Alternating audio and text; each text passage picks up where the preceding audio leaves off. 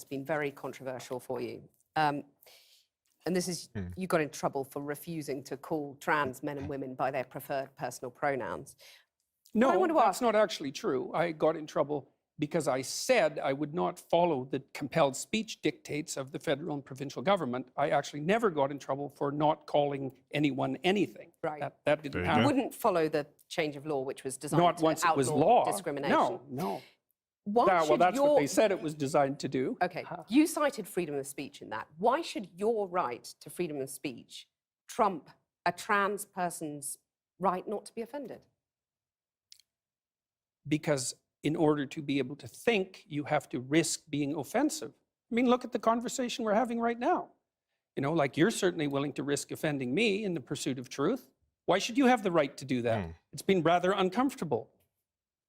Well, I'm very glad I put you on the spot. Well, I'm very glad that I've... That right there was, I don't even know how to explain it. That was like, that could possibly be like the best comeback of comebacks ever. I don't understand how he even thought that through so quickly. I guess he's already been asked the question, but that's crazy. Like, in order to think, you have to risk being offensive. In order to say things that's worth saying, you have to risk being offensive because there's no purpose of saying anything. If you're just worried about if somebody's offended or not, which is crazy. That's like such a meta point. That's so crazy. But you get my point. You get my point. It's like you're doing what you should do, which is digging a bit to see what the hell's going on. So and that is what you should do. But you're exercising your freedom of speech to certainly risk offending me. And that's fine. I think more power to you as far as I'm concerned. So you haven't sat there and I'm just trying to work that out. I mean, Gotcha. You have got me. You have got me. I'm trying to work that through in my head. Yeah. It took a while. It took a while. It did. Yeah. It took a while. You have voluntarily come into this studio and agreed to be questioned. A trans person in your class has come to your class and said they want to be called That's never happened. And I would call them she. So you would. So you've kind of changed your tune on that. No. I said that right from the beginning. What I said at the beginning was that I was not going to cede the linguistic territory to radical leftists, regardless of whether or not it was put in law. That's what I said. And then the people who came after me said, oh, you must be transphobic and you mistreat a student in your class. It's like, I never mistreated a student in my class. I'm not transphobic, and that isn't what I said. Well, except he just simply doesn't like the law saying that you have to say things. That's crazy. You have to say a certain thing. It's not even that you can't say a certain thing, which I think is crazy too, by the way. It's that you have to say a certain thing. What? Come on. Also called trans campaigners authoritarian, haven't you? I mean, isn't that well, only in the broader context of my claims that radical leftist ideologues are authoritarian, which they are. You're saying someone who's trying to work out their gender identity, who may well have struggled with that, had quite a tough time over the years. You're comparing them with, you know, Chairman Mao, who saw the deaths of millions of people. Well, even if the activists, you know, they're trans people too. They have a right to say these things. Yeah, but they don't have a right to speak for their whole community. To compare them to Chairman Mao, or, you know, Pinochet, Augusto Pinochet. I mean, you know, this is grossly insensitive. I didn't compare them to Pinochet. Well, I did compare them to He was an authoritarian. He's a right-winger, though. I was comparing them to the left-wing totalitarians. Yeah. Okay. And I do believe they are left-wing totalitarians. Under Mao, millions of people died. Right. I mean, there's no comparison between Mao and a trans activist, is there? Why not? Because trans activists aren't killing millions of people? The philosophy that's guiding their utterances is the same philosophy. The consequences are...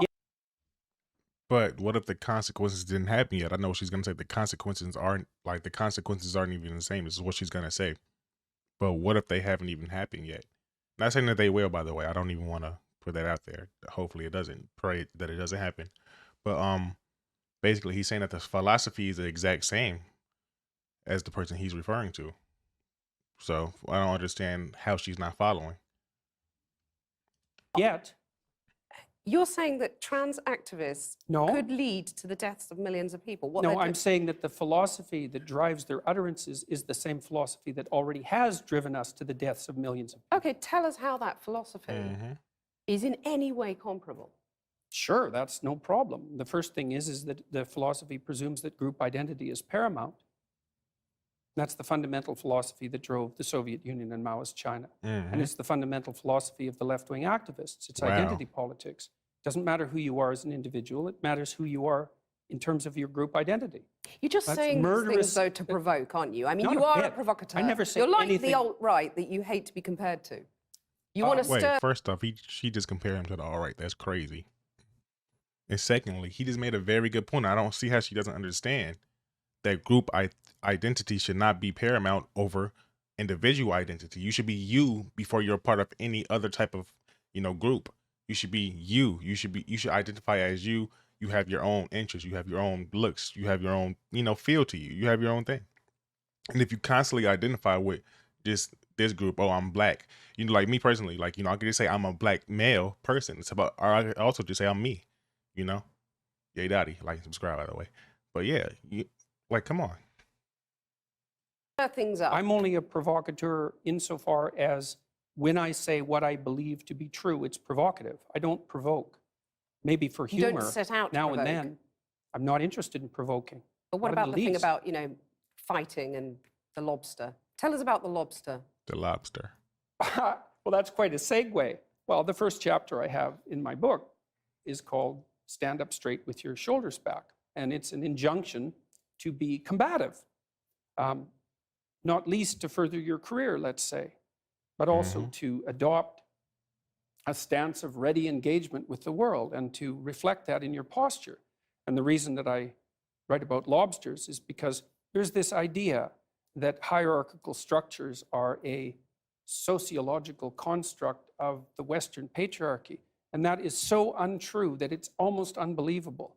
And I use the lobster as an example because the lobster, we divulged from lobsters in evolutionary history about 350 million years ago, common ancestor.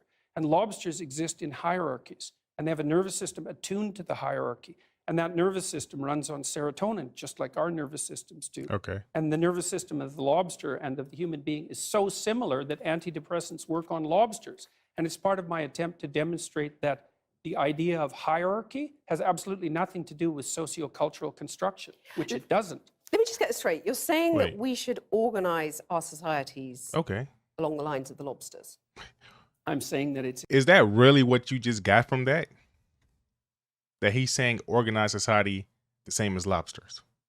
No. What he's saying is that hierarchies are just biologically in tune with humans, basically. At least that's what I'm thinking he's saying. Like, that's what I think he's saying. He's saying it's not a social construct, hierarchies. Hierarchies isn't something that humans just came up with. This is something that humans naturally have developed through their body and through, just their, psychology, through their biology. How about that? That's better to say. I think that's what he's saying. He was spinning there. I couldn't really understand everything he was saying, so I'm pretty sure that's like the gist of it. Let me know if I'm wrong in the comments below. It's inevitable that there will be continuity in the way that animals and human beings organize their structures. It's absolutely inevitable. And there is 1/3 of a billion years of evolutionary history behind that. Facts. Right? That's so long that 1/3 of a billion years ago, there weren't even trees. It's a long time. You have a mechanism in your brain that runs on serotonin that's similar to the lobster mechanism that tracks your status. And the higher your status, the better your emotions are regulated. So as your serotonin levels increase, you feel more positive emotion and less negative emotion. So you're saying, like the lobsters, we're hardwired as men and women to do certain things, to sort of run along tram lines, and there's nothing we can do about it? No, I'm not saying there's nothing we can do about it, because it's like in a chess game, right? There's lots of things that you can do, although you can't break the rules of the chess game and continue to play chess. And your biological nature is somewhat like that, is it sets the rules of the game, but within those rules you have a lot of leeway. But the idea but one thing we can't do is say that hierarchical organization is a consequence of the capitalist patriarchy. It's like, that's patently absurd. It's wrong. It's not a matter of opinion. It's seriously wrong. Aren't you just whipping people up into a state of anger? And not at all. What? Divisions between men and women. You're stirring people up. You have any critics of you? I don't know if she personally dislikes him, except she clearly has an objective. Like that's clear. Online get absolutely lambasted by your followers, you've and got to by call me, them off, haven't generally. you? Sorry, your critics get lambasted by you. I mean, If isn't they're that academics, irresponsible? not at all. If an academic is going to come Okay. after me and tell me that I'm not qualified and that I don't know what I'm talking about, So like, you're it's not going to say to seriously your not the followers same. now, quit the abuse, quit the anger? Well, we'd need some substantial examples of the abuse and the anger before I could detail that question. There's a lot of it out there. Well, let's take a more general perspective on that. So I've had 25,000 letters since June, something like that, from people who told me that I've brought them back from the brink of destruction. That's and so amazing. I'm perfectly willing to put that up against That's amazing. the rather vague accusations that my followers are making the lives of people that I've targeted miserable. What's in it for the women, though? Well, what sort of partner do you want? Do you want an overgrown child? Or do you want someone to contend with that's going to help you and that So you you're can saying rely on? women have some sort of duty to sort of help fix the crisis of masculinity? It depends on what they want. Right. No, I mean, it's exactly how I laid it out. Like, women deeply want men who are competent and powerful. Yep. And I don't mean Facts. power in that they can exert tyrannical control over others. That's not power.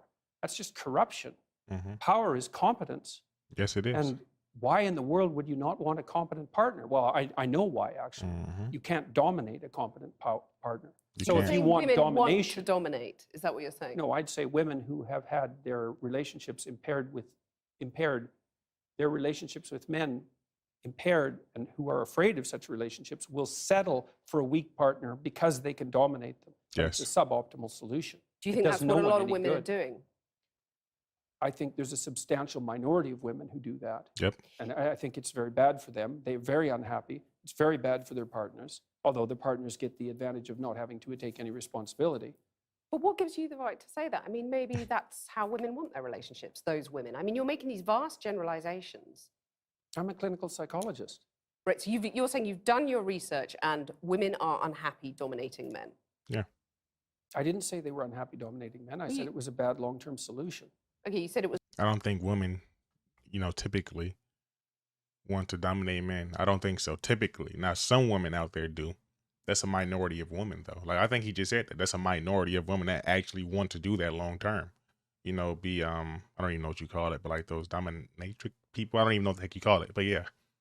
But in terms of your relationship, I think most relationships the man leads, at least from, what I've seen, successful relationships, because I've been in a couple, except they weren't successful because I would still be up in it.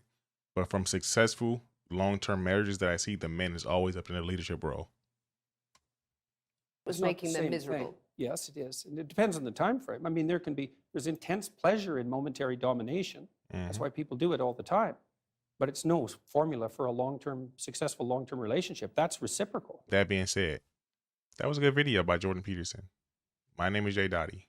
If you liked the video, like and subscribe. Peace.